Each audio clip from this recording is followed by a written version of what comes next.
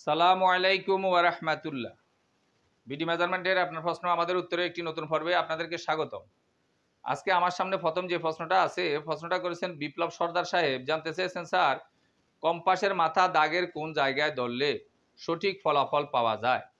আসলে একটা কাঁটা কম্পাস দিয়ে যখন আমরা নকশাটা পরিমাপ করি, এই যে একটা কাঁটা কম্পাস, এই কাঁটা কম্পাস দিয়ে যখন আমরা নকশাটা পরিমাপ করব, এই যে একটা নকশা, এই নকশাটা পরিমাপ করার তখন নিয়ম হইল, নকশার মধ্যে এই যে জমিগুলা দেখতেছেন, এই যে দাগ নাম্বারগুলো আছে, এই দাগের প্রত্যেকটা সম্পত্তির মধ্যখানে যেই আইলগুলো দিল, এটা কিন্তু সরকারের আলাদা কোনো সম্পত্তি না, এটা আমার আর আপনারই জমির বিশেষ, জমির অংশ বিশেষ। যার কারণে আইলগুলোতে কাটা কম্পাসটা ধরার সময় আমাকে খেয়াল রাখতে হবে কাটা কম্পাসের এই মাথাগুলো যাতে আইলের মাঝামাঝি মাঝামাঝি থাকে।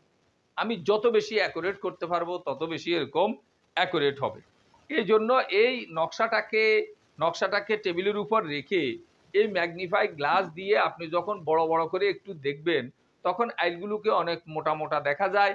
এটার মাঝামাঝি আমার কাটা কম্পাসের মাথাটা পড়ছে কিনা, এটা তখন ভালোভাবে এরকম বোঝা যায়। এই জন্য এইভাবে আমার পক্ষ থেকে যতটা সম্ভব আমাকে নিখুঁত করার এরকম চেষ্টা করতে হবে। আশা করি বিষয়টা বুঝতে পারছেন।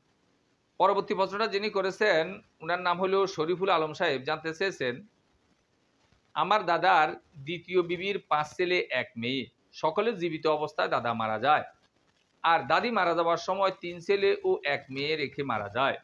দাদির নামে 114% জমি আছে। এখন এই জমির অংশ যেই 2 ছেলে আগে মারা গেল, তাদের সন্তানরা ইসলামী শরিয়া অনুযায়ী পাবে কিনা জানালে খুবই উপকৃত হব। আপনি যে বর্ণনা দিচ্ছেন, যেভাবে লিখছেন, যেহেতু আপনি দাদি মারা যাওয়ার আগে দাদির 2 ছেলে মারা গেছে, উনারা দেখা গেছে যে ইসলামী শরিয়া মোতাবেক, আমাদের মুসলিম ফারাইজ মোতাবেক দাদির সম্পত্তি থেকে সম্পত্তি পাবে না। আশা করি বিষয়টা বুঝতে পারছেন। পরবর্তী প্রশ্নটা যিনি করেছেন, ওনার নাম হলো শরীফুল আরিফ সাহেব। জানতে চেয়েছেন, আমার প্রশ্ন হলো সিএস আর এস এস এ বিএস কে করলো? তবে সিএস ব্রিটিশ করেছে তা জানি, আর বিএস বাংলাদেশ করছে তা জানি। আর আরএস এবং এসএ কে করেছে, কেন করেছে? আসলে কেন করেছে এই কথার অর্থ হইল, জরিপটা হয় জায়গা জমির আপডেটেড তথ্যগুলোর জন্য।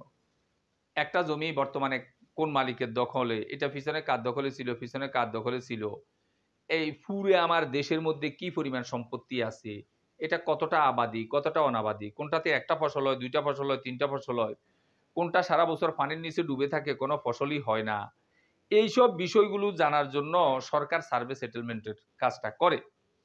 এখন এসএ এবং আরএস এই নকশাগুলো বেশিরভাগ সময় এটা বাংলাদেশ এবং পাকিস্তান পিরিয়ডে হয়েছে, অর্থাৎ বাংলাদেশ সরকার এবং পাকিস্তান সরকার এগুলি করছে।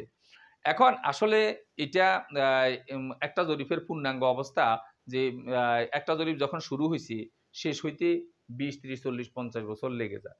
যার কারণে একটা জরিপ চলাকালীন সময় অনেক সময় কোনো একটা জায়গায় অন্যান্য জরিপও শুরু হয়ে যায়। যার কারণে একই ইয়ের মধ্যে দেখা গেছে যে শাসন আমলের মধ্যে একাধিক জরিপও এরকম হয়ে গেছে, কেউ শুরু করছে কেউ শেষ করছে। এই জন্য এইটা মৌলিক বিষয় না যে আসলে কে করছে কেন করছে, এগুলি না। আপনার এখন জরিপের কাজ, এগুলি যেহেতু আমাদের দরকার, এগুলি ছাড়া আমরা চলতে পারি না।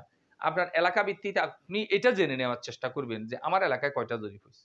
আপনি দেখবেন সারা বাংলাদেশের কোনো কোনো জায়গায় এসে হয়ও না। এরকম দেখা গেছে যে সারা বাংলাদেশে সিএস জরিপটা আগে হয়েছে, পরবর্তীতে কোথাও কোথাও এসে হয়েছে, কোথাও কোথাও আরএস হয়েছে। বেশিরভাগ জায়গায় আপনি 4টে এবং 3টে এরকম জরিপের অবস্থাটা দেখতে পাবেন। আপনি যে এলাকায় কাজ করবেন, যে এলাকা জানা দরকার, যে এলাকা প্রসঙ্গে আপনার জ্ঞান নেওয়া দরকার, ওই এলাকায় কয়টা জরিপ হয়েছে এটা জেনে নিলে আপনার খুব সুবিধা হবে। আশা করি বিষয়টা বুঝতে পারছেন। পরবর্তী প্রশ্নটা যিনি করেছেন, উনার নামটা পড়া যাচ্ছে না।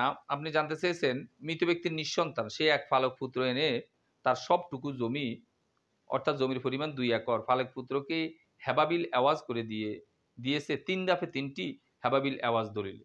এখন আমি জানতে চাচ্ছি, মুসলিম পারিবারিক ফারায়েজ আইনে কতটুকু জমি ফালক পুত্রকে হেবাবিল এওয়াজ দান করতে পারবে? মুসলিম পারিবারিক ফারায়েজ আইনে, অর্থাৎ হেবার যে মৌলিক বিষয়টা, হেবার জন্য রক্তের সম্পর্ক শর্ত। যেহেতু ফালক পুত্রের সাথে আপনার রক্তের সম্পর্ক নাই, এই জন্য আপনি ইচ্ছা করলে হেবাবিল এওয়াজ ও পালক পুত্রকে এরকম করা যাবে না।